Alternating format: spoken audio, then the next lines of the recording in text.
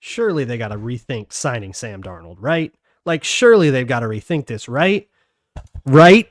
Welcome to Locked On Vikings podcast.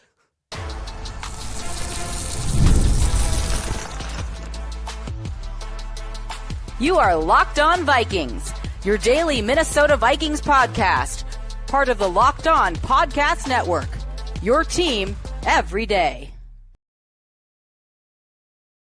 What's up, everybody? Welcome to the Locked On Vikings podcast, where we're always trying to learn something new. Happy holidays to you all, or if you do not celebrate, I hope you're having a great day anyways. That's all great. All right, welcome in to Twitter Tuesday here on the Locked On Vikings podcast.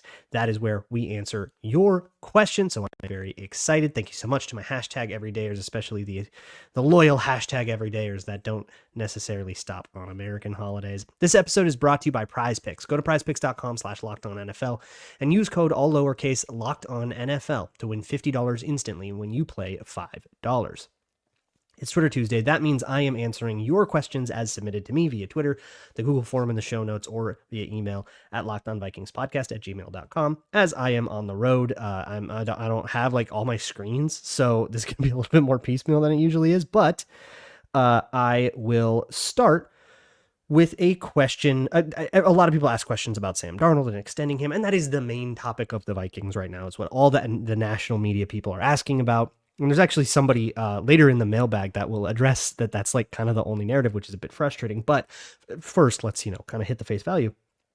And the question comes from Ed Holinsky, who asks, given the season he's had, why should the Vikings move on from Sam Darnold? Please don't say for an unproven JJ McCarthy. I like the way you put this because I think it drives at the main anxiety that people have, which is we don't know what JJ McCarthy has. He is an unknown. He's a big mystery box. And I think the pushback to that you would get if you got, Kevin O'Connell truth serum, is that he's not as much of a mystery box as the world thinks. That they feel they know him well enough to make that decision. You don't. We don't. I don't. We don't get to. We saw one preseason game. We don't know anything yet. But they, after working with him for a while, feel like he has kind of got that mental makeup that they can make it work. And they were like working on his mechanics, and there was a developmental plan that they felt good about. But I think there is no way to argue that the season that Sam Darnold hasn't earned a 4 to 5 year real QB contract in the NFL. There's no way to look at that season and say, no, he doesn't deserve that, right? That is a given. And the answer is, do the Vikings get first right of refusal to be that team? Or do they let another team go become that team, right? Do they let him walk and let him do that? And the thing is, the Vikings haven't necessarily planned to work that kind of contract into their, the next 3-4 years of their books, right? And that's my understanding of what's going on in TCO. I don't necessarily like that as logic. I'd much rather have them, just pick the best dude and figure out the money later. That's the way I always felt with it, when it was Kirk Cousins or this alternate or that alternate, or what it's like, stop talking about how much he costs. My thing with the quarterback position has always been, no matter how much a guy costs, if he's good, he'll make up for it. And if he's bad, you're screwed no matter how much he costs. And so I'm not too worried about that personally, but I also understand that what the Vikings can offer him, like what they can afford to offer him without completely destroying all of the long-term plans that they had with players like Grenard and Cashman and, Justin Jefferson and Darisaw, like all these players that they've signed to, deals that go through 2028, that disrupts those plans, right? And if they want to disrupt those plans, they can, but the offer they're going to give him probably won't disrupt those plans. And that offer will just get blown out. And the really part of this problem with Darnold, and I've said this a bunch of times, but I'm going to probably keep saying it till he's gone, because I know people are going to come to this show looking for an answer, and I want it to be said as many times as possible. So forgive me for repeating myself, but the operational issue is the way that this will play out in reality. It's not the way it's supposed to play out with the rules, but in reality, the way this is going to play out is at the combine, maybe the owners meeting, but probably the combine. Agents and GMs are going to get together and they're going to start having conversations they're not supposed to have. Everybody does it. Okay. I'm not mad about it. Nobody should be mad about it. It's the way it is. And it's going to be information gathering, right? They're not going to necessarily be negotiating contracts, or they would only talk about the skeletons of contracts, but it's going to be information gathering. And Sam Darnold's agent is going to learn that teams are going to be willing to throw 40, 50 million at him. And the $30 million deal that the Vikings offer him, he's going to be able to say no to comfortably. That's the way this is going to go. Unfortunately, that also kind of puts a damper on the tag and trade situation, because in a tag and trade situation, to make that trade work, so other people asked about like the tag and trade. To make that trade work, you probably will need the team trading for him to sign a new deal, to have a new deal, a contract agreement basically in place before the trade is actually agreed to.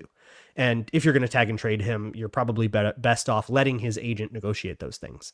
Well, here's the secret. They're not going to wait. They're going to do this at the combine. They're going to do this.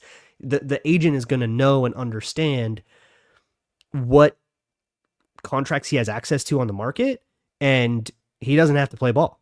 Sam Darnold doesn't necessarily have to play ball on like that. That kind of gives them a lever through which they can sabotage this process, and then delay it and leave the Vikings, hanging with a grenade in their hand of, a big franchise tag, 40 some million franchise tag number of guaranteed money that they weren't planning on. And it just like screws up your whole offseason. It's not worth it. And because of that, because he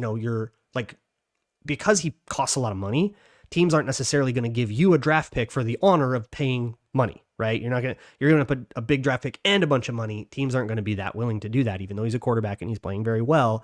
The economics just don't work out. So if you want to call it, he gives you a comp pick of a third round next year. I don't know if tag and trade gets a better deal than that. And it incurs a whole bunch of risk of you holding your, the hot potato in your hand, when like free agency and stuff opens. So that's my understanding of how the Sam Darnold thing is why would he stay? Like, think about it from Sam Darnold's perspective, right? You just had this career year. You're going to know that teams are lining up. The agent probably is already talking to teams, right? Like, they know. They do phone calls. They information gather. Maybe they're not supposed to, but they're going to.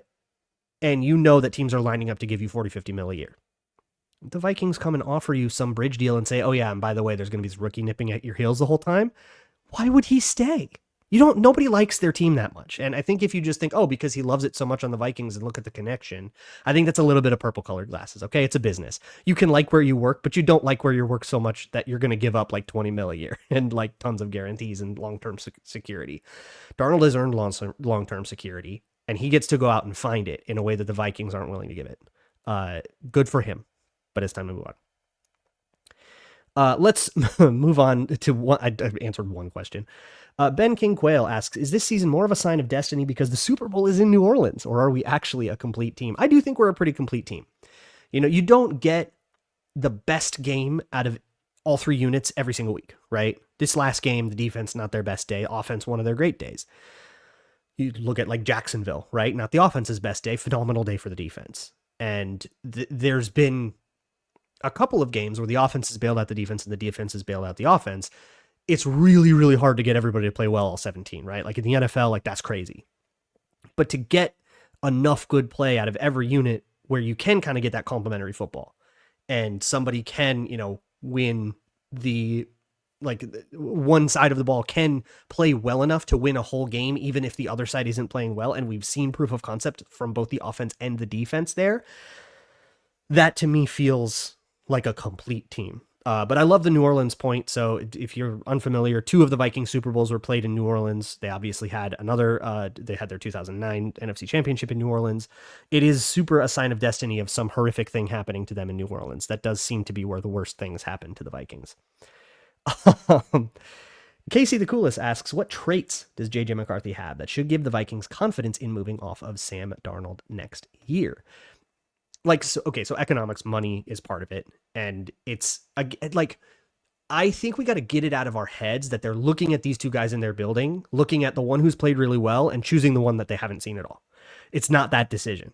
As much as we wish it were this meritocracy, it's just not. This is economics, but younger, cheaper, like that's part of it. And they like the head coach handpicked his guy all throughout the draft. Kevin O'Connell loved JJ McCarthy. That was not smoke. That was real. And so you're just not going to separate Zimmer from Teddy. You're not going to separate Brad Childress from Travaris Jackson. You're not going to separate Mike Tice from Dante Culpepper. Not easily. It's just how they go. It's just that like everybody gets their quarterback. That's their guy. So JJ McCarthy is Kevin's guy, and it's going to play out how it's going to play out. Kind of there's like not forces of nature that can take you off of that. So I got a bunch more questions, and I'm going to try to get to as many of them as I possibly can.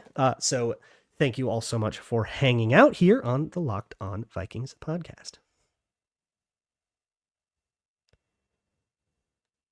This episode of Locked On Vikings is brought to you by FanDuel, America's #1 sportsbook. And right now, new customers can finish the season strong with $250 in bonus bets if you win your first $5 bet. That is a $5 bet on anything you find at FanDuel. Just go sign up at FanDuel.com to join today and place a $5 bet on whatever it is. It can be the shortest odds thing ever, but you get 50 to 1. You get $250 in bonus bets to get you started. FanDuel has all of the great things that you could ever want.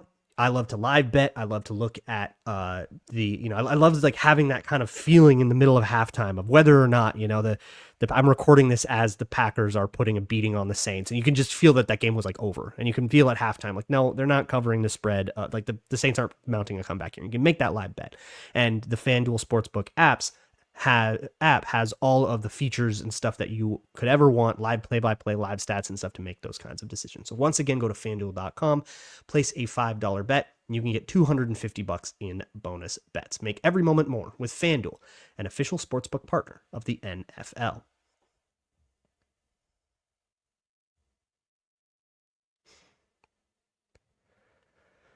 Moving right along here with the Locked On Vikings podcast, vacation edition, travel edition. So if this like glitches out or anything, sometimes this happens when I'm on the road, I apologize. We're going to all just do our best, but we're moving on here with the Twitter Tuesday mailbag. And the next one I'm going to do here comes from Gideon Starer, who asks, when does Jones overtake Mullins as QB2? I have to imagine you'd rather have Jones come play a full half if you need to in a pinch. Are we sure about that? Because Daniel Jones was really bad this year. The thing about Jones, I think Jones understands that he's done playing for the year. The thing with Daniel Jones is like, okay, so the plan is Sam Darnold's going to walk. He's going to get his money, good for him. And by the way, I will die a Sam Darnold fan. Whatever team he goes to next, that's my second team for next year. Like, I love him dearly, and I wish him all the best wherever he ends up. I'm going to like watch all their games. After the season he's given us, like, this is going to be like very much like the relationship that we all have with Case Keenum, where we're like, yeah, you're never buying a drink in Minnesota again, or you're never paying for a drink. That I worded that threateningly, but Daniel Jones is auditioning to be the next Sam Darnold, right? The next kind of bridge QB. Like, remember what Darnold was supposed to be. He came in and he was supposed to be, you're going to start 6-7 weeks, the bye's week 6, then maybe the rookie takes over, and then you're going to be the nurturing backup with some veteran experience. You're going to be the first round bust that didn't make it, that can then, impart the lessons learned onto our new guy. He obviously way outperformed that, but that was what this was supposed to be. He got paid with that expectation. And the next iteration of that is going to be Daniel Jones with kind of the same expectation. So I think he's auditioning for the same, like a 1-year, $10 million deal, that kind of thing.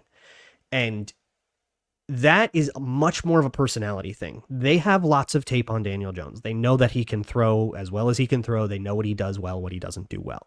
They understand that. What they don't understand is having him in the building and working with him. And part of, I think, a lot of these questions are about like Kevin O'Connell and culture.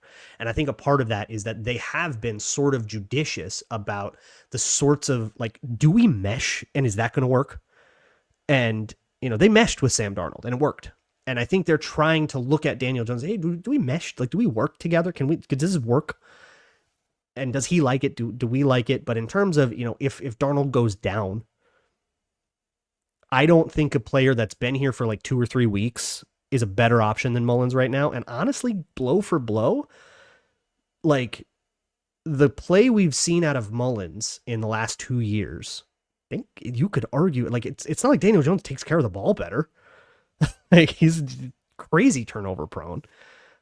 So I think you can argue that the answer is never, and you can kind of argue that that's not like stubbornness. Yahtzee asks, what are some specific things the Vikings can do to create more quick pressure? So unfortunately, quick pressure, it's like, well, what can they do to just win more games? It's like, well, it's easier said than done, right? But if you want pressure fast, you got to send more guys. You need unblocked guys. So to get unblocked guys, you can't do that without incurring like an extra cost. The next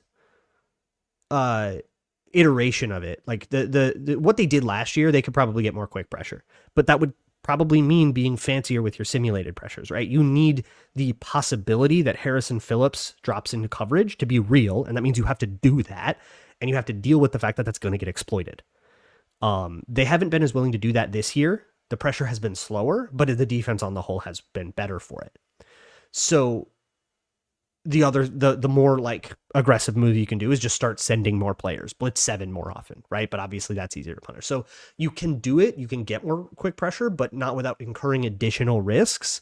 And you got to draw that line somewhere, Purple and Gold Hero asks, aside from the Viking success this season, it seems like KOC's improved chances to win Coach of the Year are in alignment with Kirk Cousins' struggles. Do you think these struggles have made him more appealing for the award than other coaches of contending teams?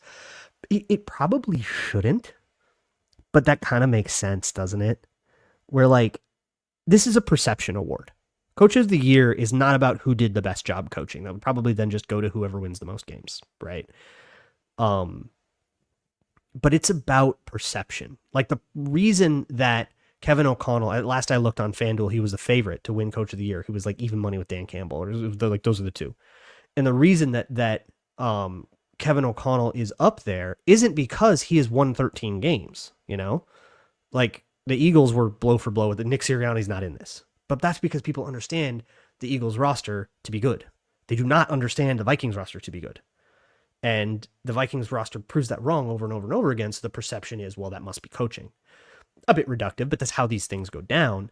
And the idea that, the last couple years of Cousins, 22 and 23, or the Kevin O'Connell years of Cousins, got some of the best play out of him, some of the clutchest play out of him. Like they turned him into a clutch quarterback with, all of the 2022 comebacks and the way he was playing in 2023 before he went down. There was like clutchness to that.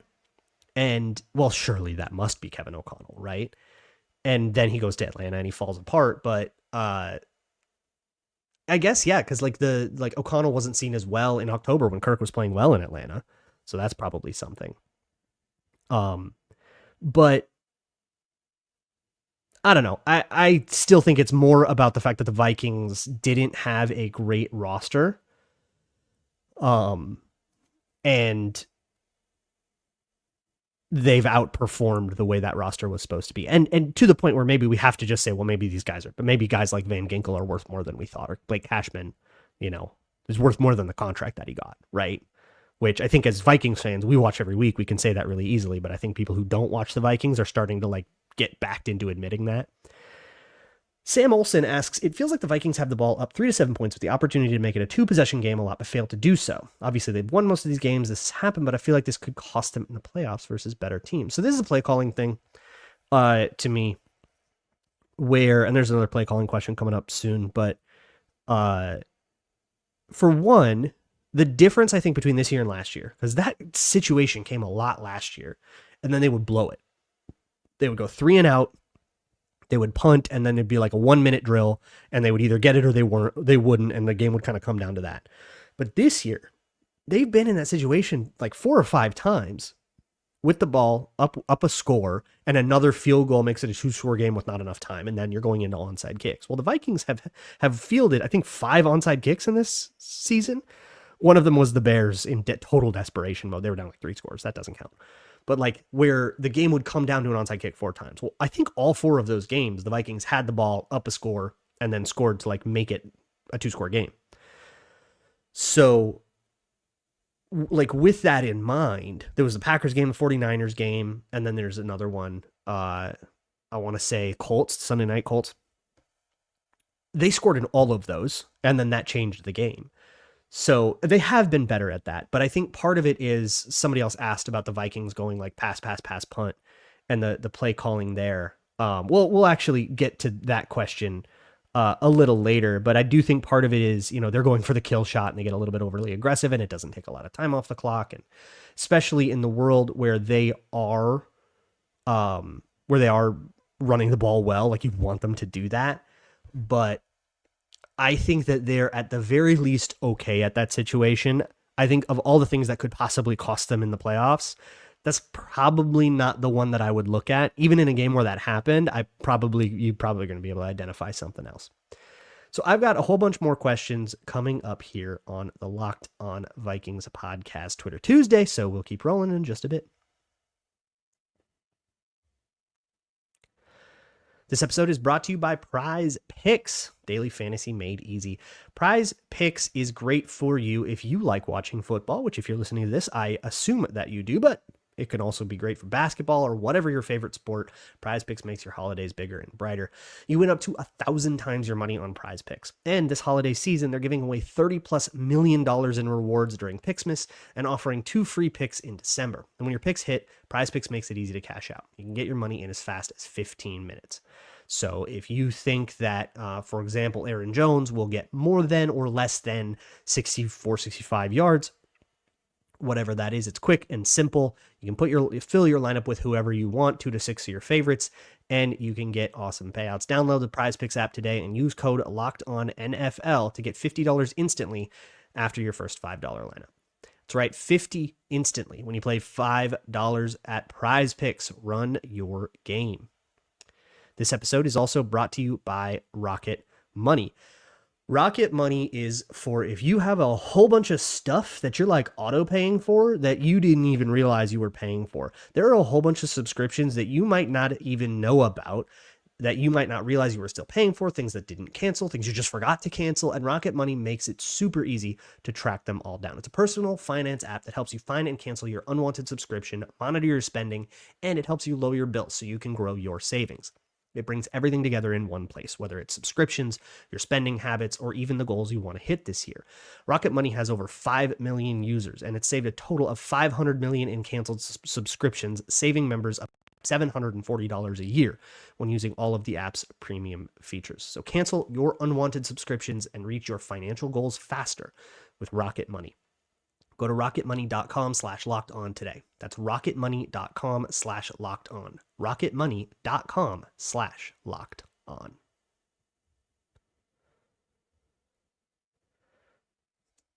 Finishing things up here with the Locked On Vikings podcast. I've got a whole bunch more here. Let's do another Kevin O'Connell play calling question. It comes from Mark. I don't know, you typed it with a bunch of A's, who asks, how does KOC justify a drive like their last possession of the first half? Pass, punt, where we only use 32 seconds and give the ball back to the Seahawks and they go down and score. All 3 passes were short. It's not even as though they were taking shots. Without that score, I'm not even sure this is a game in the second half. Yeah, that like sequence at the end was bad, right? So here's what I'll say about play calling when we do this and we talk about like, oh, it was pass, punt, run, pass, punt. We never notice it when it works. We only notice it when it doesn't. And I'm guilty of this too. But I share your frustration with the ones that are like incomplete punt. Because I think that the playbook is more diverse than that and that they're kind of leaving meat on the bone. But with that particular sequence, I believe they were inside 2 minutes. So the justification for passing a lot is that you're trying to save time. And the short passes are kind of an extension of the run game, but they can get out of bounds faster. So there's a clock management element to that. But I do agree. I actually agree with the short passing. If you consider short passes as runs, I'm totally fine with the run pass ratio. And the Vikings using short passing as like an extension of the run game, as like, here's your conservative, here's your like our really quick easy 5, right? Our easy 4. But that is difficult. I can't remember off the top of my head what happened on those plays, but I'm gonna guess that in the room where they're trying to figure out how to get better, they're more looking at how come those plays didn't work the way that we thought, not necessarily just trying to rip those plays out of the playbook, especially in 2 minute. But I like in general, I think the fact the like Kevin O'Connell passes too much. It's a critique I'm gonna keep saying, but I'm also gonna keep acknowledging that like there's a really good counter argument to me, which is like, well, yeah, they went, first down, second down, third down, no yards, 3 incomplete passes and punt, and then the next 3 drives they passed 6 times in a row and they were all touchdown drives. It's like, okay, well, I can't argue with that. Fair enough. But I do think that the Vikings offense, when it has been rolling its best, like the most impressive drives of the Vikings offense, have been the ones where they show balance. That's the ones where they just unspool these like 13 play drives and that take 8 minutes off the clock and wear the defense out because you're just punching them in the mouth a whole bunch, and the corners are frustrated and the D tackles are frustrated, and like those are I think the moments where the offense looks the most unstoppable are the ones where they are balanced. And while they can still have success when they're chasing explosives all day long, I don't think that that's the optimal version of the Vikings. I think the optimal version of the Vikings shows more balance. My Three Sons asks, what defensive celebration dance from a movie would you like to see next? Yeah, so obviously this is the Vikings did their Camp Rock celebrations. Camp Rock 2, as my wife astutely pointed out. We were watching the game on the couch, and I like that happened, right? So me and my stepdad are like celebrating, we're like high-fiving, we're like celebrating the game, and my wife is like, "Oh my God, was that Camp Rock?" So she called that out immediately, but it was Camp Rock 2, and she would want me to mention that, and you got to do that. So all that said, I trust her deeply with these things, and she says High School Musical. And like you don't want my take on that, you want her take on that. So it's High School Musical is the answer to that. We're all in this together, etc. Like come on, we're all in this together, and the like sports movie, like come on. Jonathan asks, this is the one I teased earlier in the show. Every week when the Vikings have won this season, it seems like I see the talking heads on ESPN, NFL Network, and various podcasts ask some variation of, are the Vikings truly a contender, or is it a fluke? And then proceed to power rank the Packers above them. What do you think this is? Is it the Vikings' history as a team? Is it Sam Darnold? It's priors, it's perception. I think you can tell who has paid attention to the Vikings and who has paid attention to the headlines of the Vikings. Who is just kind of like tacitly aware of what people are talking about, and who has really sat down and watched the Vikings and said, I'm going to form an opinion on this team. And I think the reputation of the Vikings, right? Hey, look, they're purple because they're always choking. That's a joke I heard when I was 5 years old. Okay, that's been around. And mix that with the 2022 season and the fraudulence and like that whole narrative that still is so fresh in people's minds that they just are assuming, oh, Kevin O'Connell, he's a fraud coach. All he does is win fake games, and it's like a lazy way to be. And I think that a lot of the national people are lazy about covering the Vikings. Like I don't want to mince words. That's just what I think. But just in fairness, so I was complaining about this exact thing before we recorded Locked On NFL last week with Tyler Rowland, the madman. You can catch me on there every Wednesday morning. He covers the Tennessee Titans, but he does a national show every single day. And I was complaining about this, and he's like, dude, you got to understand, it has never been harder to be a national reporter because fans are so locked in. So I thank you to my everydayers for holding national TV to a higher standard. And what's going to happen is it's either going to atrophy and just become something nobody really watches anymore, or they're going to adapt. So keep holding them to that standard. And it has never been harder to be a national reporter. Tyler's right. And I think that's kind of a good thing, even though I go on a national show and I struggle with the same thing. I have to go like talk about the Bengals, and it's like, what do I know about the Bengals? Why did you care about what I think about the Bengals? But it's a national show, and you have to kind of go do your research and do the work and try to do your best. But it is born to answer your question. What is this? It is a lack of research done. You just haven't paid attention to the Vikings, and you're talking about the Vikings, and you got to kind of look in the mirror and ask yourself how okay you are with that. I don't know. Maybe I'm being too mean, but that's kind of where I'm feeling. P asks, totally not biased, but should the NFL in the future move to reseeding playoff teams once the teams are set? So what's funny is I think the Vikings are kind of getting jobbed worse than the Packers are on this. I mean, they're 13-2 and they're looking at the 5th seed and below, a 500 Kirk Cousins team right now that benched their quarterback because it's Michael Penix.